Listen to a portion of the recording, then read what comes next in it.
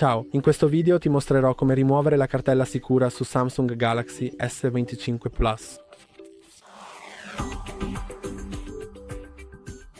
Puoi vedere che quando premi e tieni premuto non puoi rimuoverla qui, quindi devi aprirla, poi sbloccarla.